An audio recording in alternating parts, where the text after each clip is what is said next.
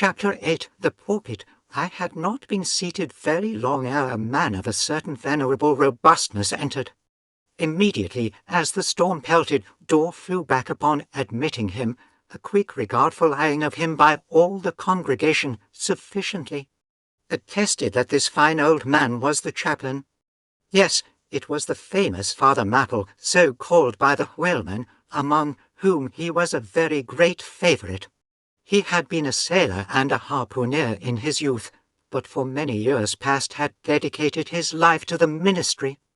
At the time I now write of, Father Mapple was in the hardy winter of a healthy old age, that sort of old age which seems merging into a second flowering youth, for among all the fissures of his wrinkles there shone certain mild gleams of a newly developing bloom, the spring verdure peeping forth even beneath February as snow.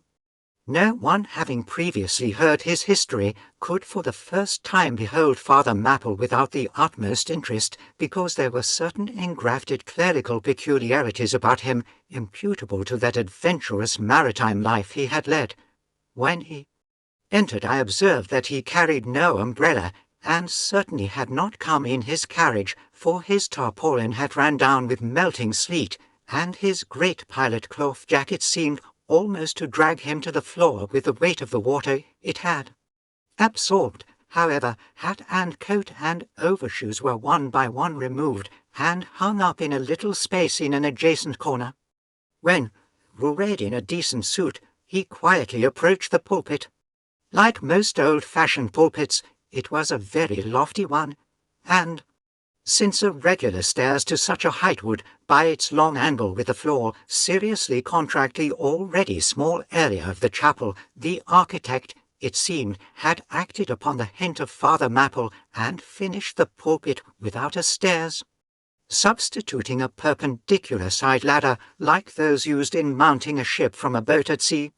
The wife of a whaling captain had provided the chapel with a handsome pair of red worsted man-ropes for this ladder, which, being itself nursely-headed, and stained with a mahogany colour, the whole contrivance, considering what manner of chapel it was, seemed by no means in bad taste.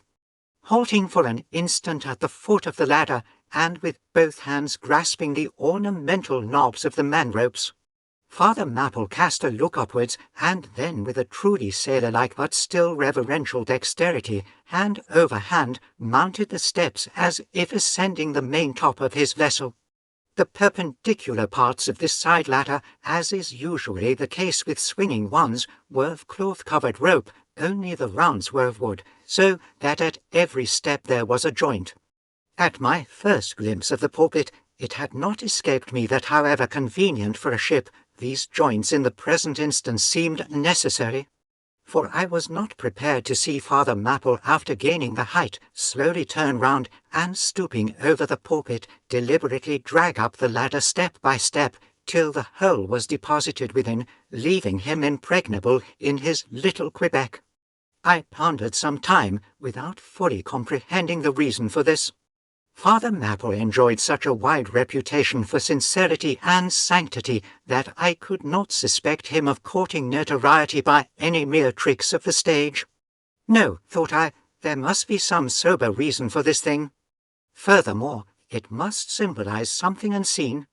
Can it be, then, that by that act of physical isolation he signifies his spiritual withdrawal for the time from all outward worldly ties and connections?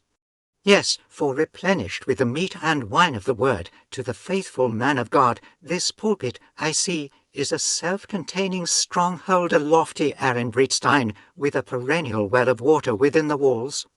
But the side ladder was not the only strange feature of the place, borrowed from the chaplain's former seafarings. Between the marble cenotaphs on either hand of the pulpit, the wall which formed its back was adorned with a large painting representing a gallant ship beating against a terrible storm off a lee coast of black rocks and snowy breakers. But high above the flying scud and dark rolling clouds there floated a little isle of sunlight, from which beamed forth an angel's face. And this bright face showed a distinct spot of radiance upon the ship's tossed deck, something like that silver plate now inserted into the Victory's plank where Nelson fell. Ah, noble ship, the angels seem to say, beat on, thou noble ship, and bear a hardy helm. For lo, the sun is breaking through, the clouds are rolling off, serenest azure is at hand. Nor was the pulpit itself without a trace of the same sea taste that had achieved the ladder and the picture. Its panelled front was in the likeness of a ship's glove bows, and the Holy Bible rested on a projecting piece of scroll work fashioned after a ship's fiddle-headed beak. What could be more full of meaning, for the pulpit is ever this earth's foremost part. All the rest comes in its rear, the pulpit leads the world. From thence it is the storm of God's quick wrath is first descried, and the power must bear the earliest brunt.